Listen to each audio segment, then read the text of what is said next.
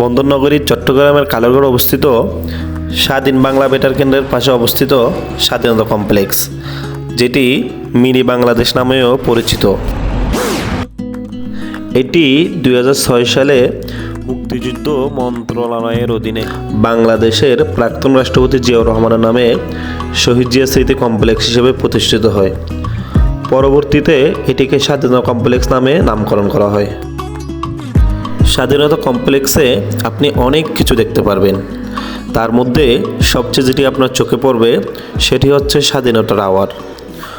1971 সালের মুক্তিযুদ্ধের সাথে মিল রেখে 71 মিটার বা 230 ফুট উচ্চতার স্বাধীনতা টাওয়ার। স্বাধীনতা টাওয়ারে রয়েছে একটি রিবলিং রেস্টুরেন্ট বা গুর্নাম্যান রেস্তোরাঁ, যেটি এই টাওয়ারের 23 তলায় অবস্থিত। এই টাওয়ারের উপর থেকে আপনি পুরো চট্টগ্রাম শহরকে এক নজর দেখে নিতে পারবেন এবং আরও দেখতে পারবেন কর্ণফুলী নদী এবং বঙ্গোপসাগর। ভাবা যায় এই টাওয়ার থেকে পুরো চট্টগ্রাম শহর ও বঙ্গোপসাগর দেখতে কেমন লাগে।